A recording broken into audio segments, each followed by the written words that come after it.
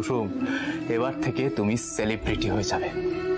জাদুকর, তুমি ভাবতে পারছো জাদুকর, সবাই তোমাকে এক নামে চিনবে, সবাই তোমাকে টিভিতে দেখবে, তুমি কত বড় সেলিব্রিটি হয়ে যাবে।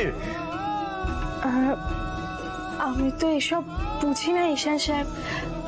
আমাকে নিয়ে শুটিং করলে যদি দেবীমার কোম্পানির লাভ হয় তাতেই আমি খুশি।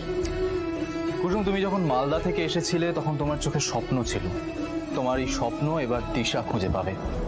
কুসুম সরকারকে সবাই এবার এক নামে চিনবে। আর জানো জাদুকর, এই পুরো ইভেন্টটার দায়িত্ব কার? কার? আমার। আপনার?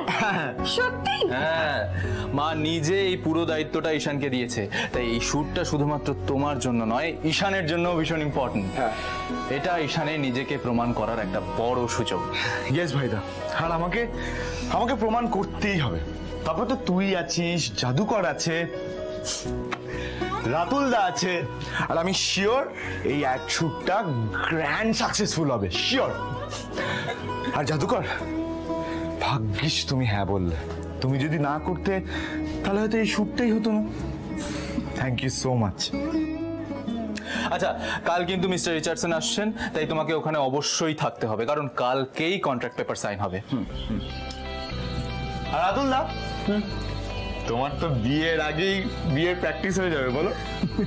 একেবারে বিয়েটা করে ফেললেই হতো না? বাবা, তোমার তো দেখছি তর্স হয়েছে না।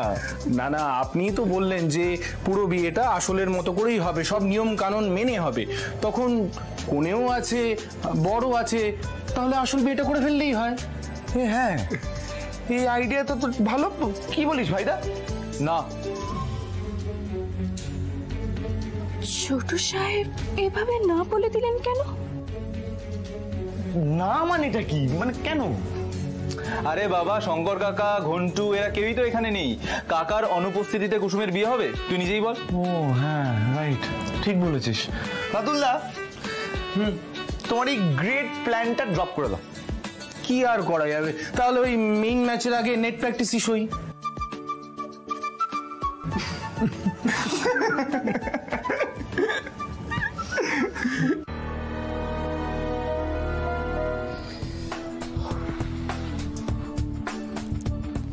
বিজি বিজি বলছে কেন?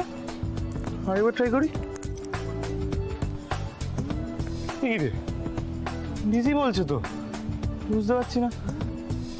ব্লক করে দিল নাকি? তুই বোকা বোকা প্ল্যান বানালে এরমই হয়। একটা প্রপার প্ল্যান নেই, কিছু নেই। নাও বুঝে ঠেলা। এবার একটাই অপশন, ডিরেক্ট অ্যাড্রেসে চলে যেতে হবে। তারপর আবার ওখানে গিয়ে দেখলাম বাড়ির ঠিকানা বদলে দিয়েছে।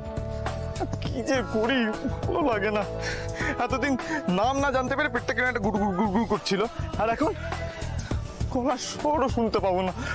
কি যে করি, মাথাটা একদম খারাপ হয়ে যাবে। এই তো তরিক কাকা, শোনা, তোমার ফোনটা একবার দেবে গো, আমার ফোনে ব্যাটারিটা ডেড হয়ে গেছে। হ্যাঁ ঈশান দাদা, থ্যাংক ইউ, আমি কথা বলেই দিয়ে দিই। হ্যাঁ হ্যাঁ, ঠিক আছে।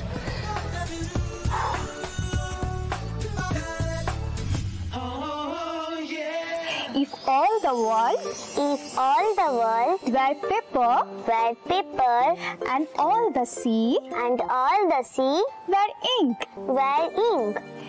and তুমি পড়ো, আমি আসছি। and all the tree were bread and cheese, what should we have to drink? Hello,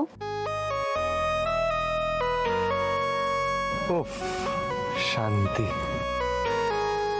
hello, hello, কে বলছেন? আরে ফোন করে কথা বলতে না চাইলে কেন ফোন করেছেন? Hello madam. হ্যাঁ, কে বলছেন? কংগ্রেচুলেশন, আপনি 6 মাস আগে একটা ড্রেস কিনেছিলেন, সেটা লাকি ড্র হয়েছে, আর আপনি জিতে গেছেন চন্দননগরের 3 BHK ফ্ল্যাট ফর ফ্রি। শুনুন, ফোন নাম্বার চেঞ্জ করলেই তো তো মানুষের গলার আওয়াজটা বদলে যায় না, তাই না? ও, আপনি গলা চিনে ফেলেছেন?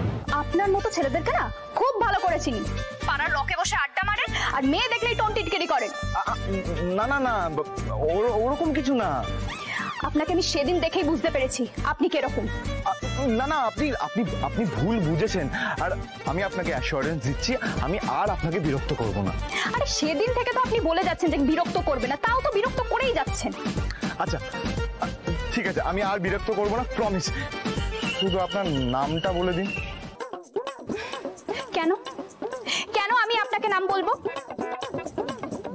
নাম বলতে কি এসে যায়? আপনি কে? হ্যাঁ কে যে আমি আপনাকে আমার নামটা বলতে যাব? আমি আপনার ওয়েল উইশার। শুনুন, আপনার কোনো উইশের আমার দরকার নেই। আর নেক্সট টাইম যদি আপনি ফোন করেছেন না, আপনাকে আমি ডিরেক্ট পুলিশে দেবো, আর সঙ্গে আপনার বাড়িতে গিয়ে কমপ্লেন করে আসবো। ইডিয়েট।